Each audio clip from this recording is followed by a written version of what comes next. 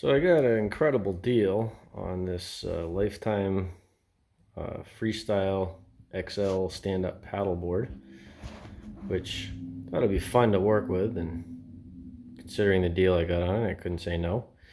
But the issue is there's no fins. And anybody, even Amazon, you'll find a review that says that these fins, they just click in and they fall out real easy, and then I guess apparently they're impossible to find. I think they're supposed to be tied in with the bungee cords that make the lashing on the deck. Apparently those break, they get lost, whatever.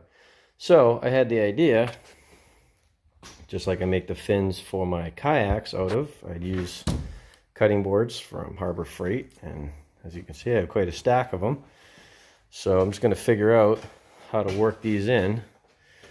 I don't know, maybe even use some foam to set them in these sockets and some sort of retaining thing. Don't really know. I'm thinking more along the lines of maybe stacking them up. But first question we have is, how big of a fin should we have? Now here I have a real paddleboard. It's a larger cruising one. It's actually it's like a rental one that I bought. It's got a little bit of damage I got to fix. But and the first idea is, well, how big of a fin do you make? Well, this right here is actually a fin off my inflatable paddleboard. I have a couple of those. I had some fun with them this past summer. That's the real fin right there, and as you can see, it's almost a perfect match. So it seems like that's the right size. Now the one issue is this has two, and the real one only has one. Basically, cutting them out of the cutting board material and then figuring out how to build them up to fill this opening and some sort of retainer, top and bottom or whatever. I don't know. I'm going to figure that out as I get to it. So I just thought I'd show it. So just testing things with a random piece of PVC molding I had around the shop. Find that this hole tapers top to bottom. Not quite that way, but so whatever we cut for this part, which is probably going to be very similar in dimension to this, we'll also have to have a taper filed into it. And for measurement, these are almost 2.5. So we're gonna have to go like 2 3/4 at the bottom and slightly less than that above. And then we're gonna have to figure out our width, which, if anything bears with this, probably also tapers the same way, but we're probably, I don't know, let's see, 2 1/4, and I bet that goes to a smaller dimension at the top. So just what we're working with. So it's a little rough, but there is the blank for the fin. You're going to have to round off the edges, and I went wide on this part just so I can shave it down to get a perfect fit and match up all those interesting curves that we have to pick up at the front and back of that hole. Getting a good tight fit, it's just a matter of continuing to sand as you keep pushing it further and further down into the hole, and then we'll be able to match that dimension when we get this all the way down flush with the hull. And we're going to double up the thickness of this on the sides of it with these waste pieces we've cut off, and then sand this whole thing to fit right down in that hole nice and flush. So now I've got it so that it's pretty much a drop-in fit. Obviously we're going to have to build some stuff into the sides here to keep it aligned, but that's not too hard. So the next step is to go below, or above I guess you could call it, and mark the board, because you can see there's the circular indentation for the top of it. So we want to mark the depth where that indentation is, because we're going to use something going inside of there to help retain the top of it, since this is actually the top of the board that we're looking at here.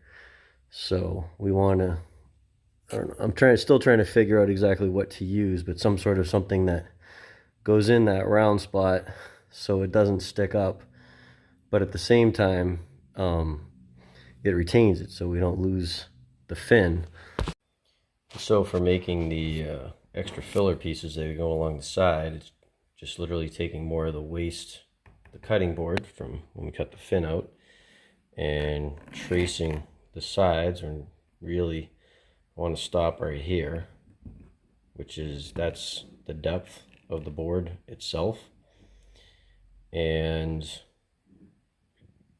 we need to reinforce this. So I'm going to make 3 layers that are this thick. This is actually the top of the board outside of that indentation. So we're going to make 3 layers that thick to give it some real meat to grab onto instead of just 1 layer. And then all the other layers are going to only be that thick, filling out the edges. And we're going to come up with some sort of something that's going to fit into that top piece, snapping in, sliding in, being pinned in, something to hold the fin so it doesn't drop out and disappear into the pond. Okay, so cut out the next piece, and it literally is just going to drop in alongside, and as we build up our thickness, we'll be able to not only keep the board straight up and down, but also side to side, so we don't have anything like that going on, just by making our layers. So then it's really easy once you have this piece with a nice drop-in fit, because now all you got to do is keep copying it in other pieces of waste material. So now you can see I've got the extra pieces, shims I guess I'd call them, on either side. And what I'm actually doing is I am using the sander and the knife to cut a bevel to kind of match, because as you can see looking at the hole, see how curved that is. So in order to fit them nice and tight and get them so they pretty much line up flush with the bottom of the hull, keep trimming the sides and shaping the corners until they won't have any imperfection that sticks out into the flow of water. Not that that makes a huge difference, but we don't want anything big and blocky down here. So here it is. We get enough shims filling the slot now that it will hold the shape that it needs to keep this fin aligned straight for the water so that the board steers correctly. And these shims, as you can see, the edges here are tapered. I'm going to have to trim these just from bumping. And if you can kind of see my pencil line here, one of these, that's how big it needs to be. But there's 2 holes, and symmetry is just one of those things with boats. So I'm really thinking I'm going to cut this down to half its size, because if you look online or watch videos about these, you'll find that these are about half the size of a full-size one, and that helps you, get into shallower water and things like that, rocks and whatever, without hitting or whatever. So I might do that just also because this plastic is not the strongest stuff. It's not the fiber reinforced or whatever that you'd find in these fins that are on real paddle boards. So that's the idea. I'll show you the next steps after. So I ended up cutting down the big huge honking fin, because pretty sure I don't want that. I want it to be able to slip in over logs and rocks, because I'm going to make 2. So I made myself a template right here, and actually, as you can see, I'm even going to be cutting down, trimming the plastic one just a little bit if I want to make it match the other side. But there it is. And if you have one of these lovely boards and your fin is missing and you don't want to try and do all this figuring like I did, send me $25, send me a message, I'll tell you how to get a hold of me, and I'll trace this on a piece of paper and send it to you. Save you that much time. You can just buy your own cutting board, trace it onto the cutting board, go to town with a, jigsaw, any sort of cutting tool that will do these fine cuts and curves.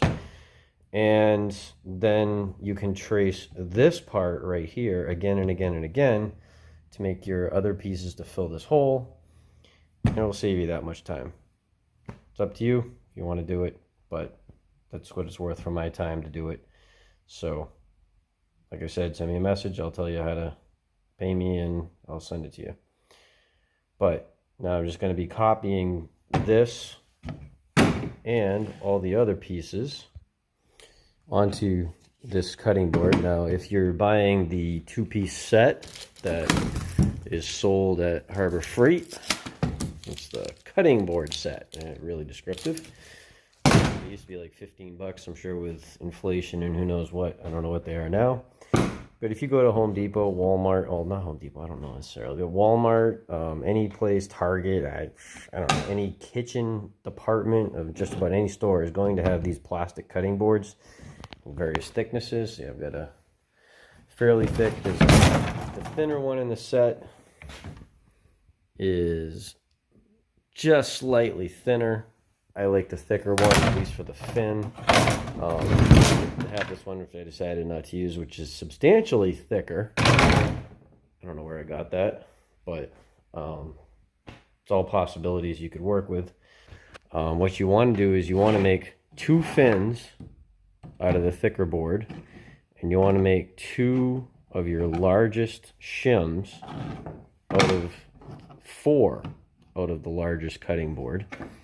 And then your thin cutting board, which is the one with the piece of paper on it, is the one that you want to cut all your other thinner shims out of to be able to get 2 fins out of 1 cutting board set.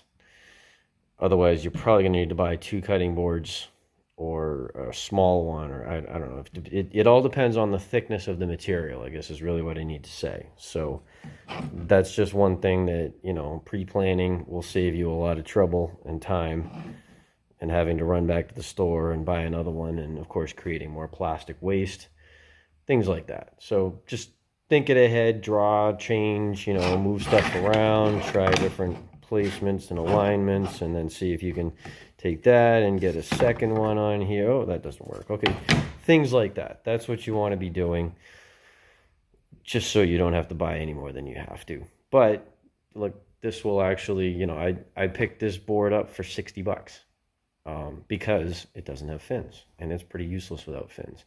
So with a little bit of time, and you know, send it to me. Like I said, I'll give you a copy of this pattern for 25 bucks.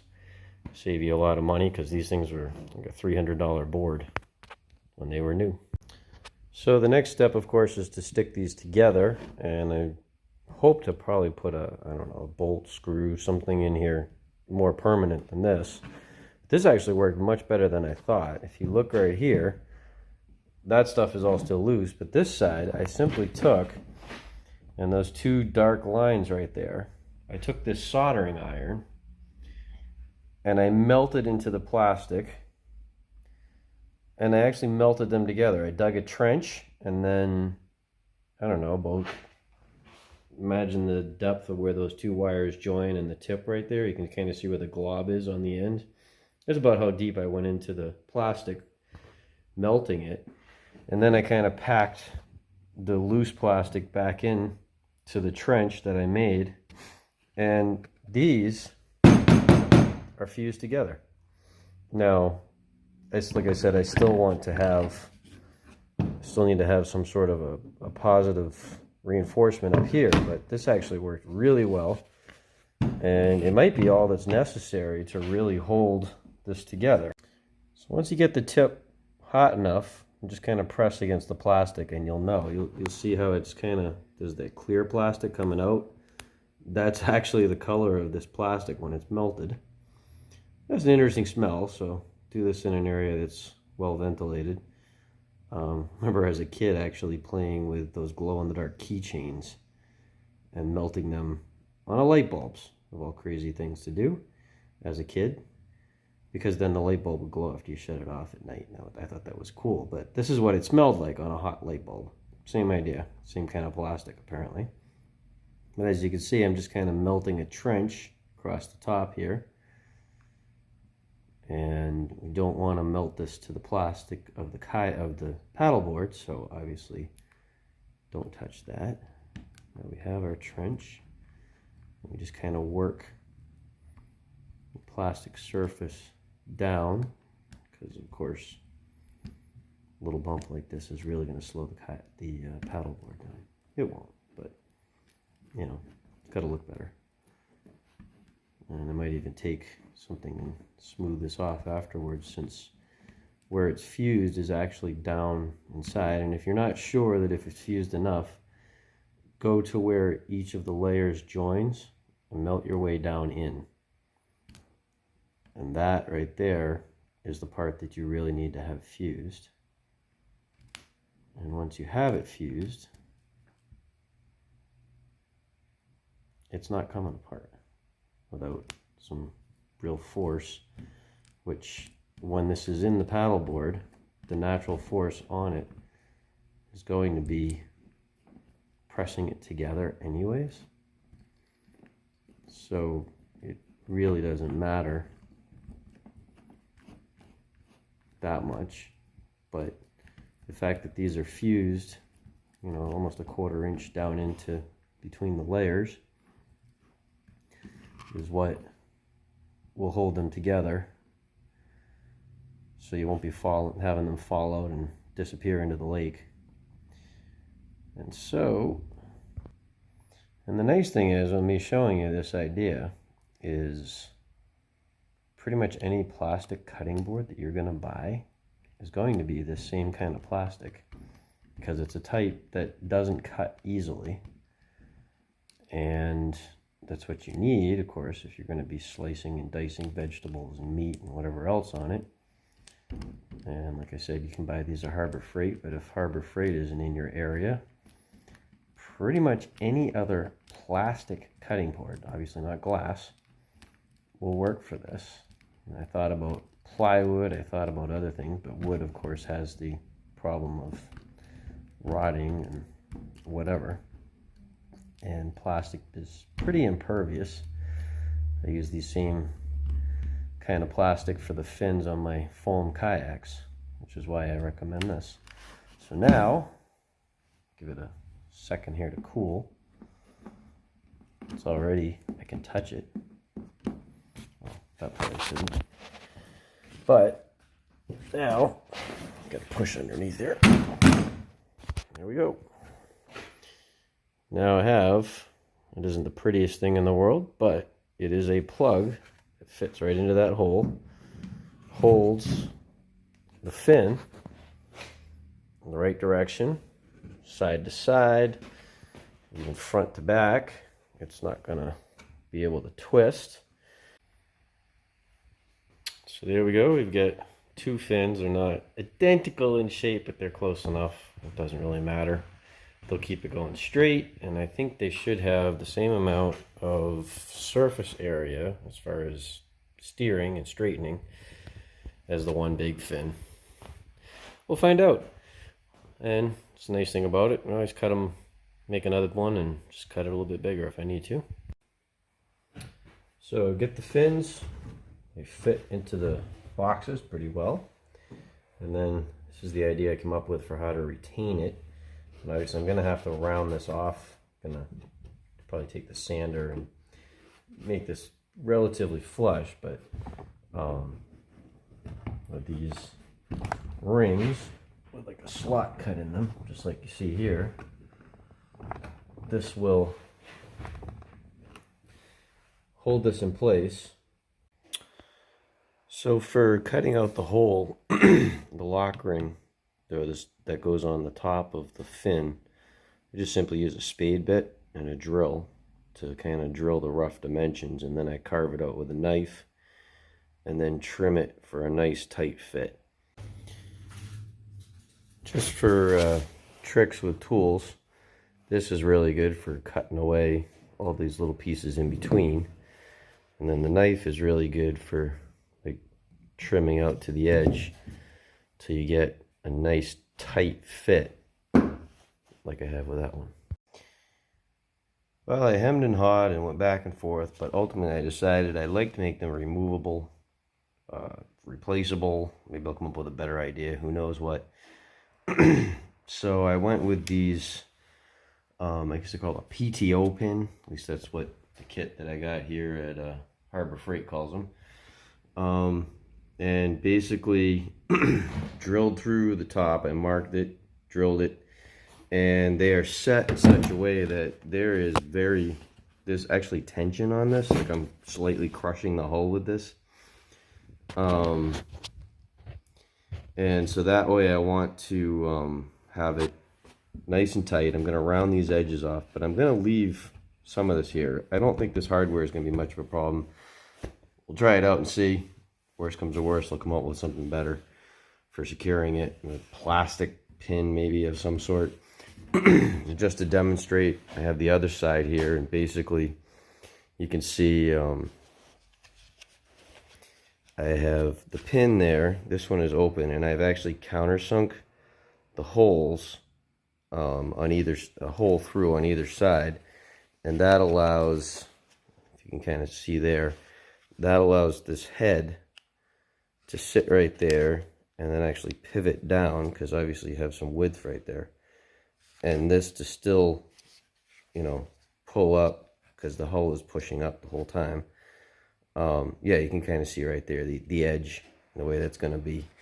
And like I said, this is under tension when it's in the hull. It's a nice tight fit, and that's the way I want it. And so there we go. That is half the size of the original fin that I was copying. So here it is. That's the way the final hardware is going to look.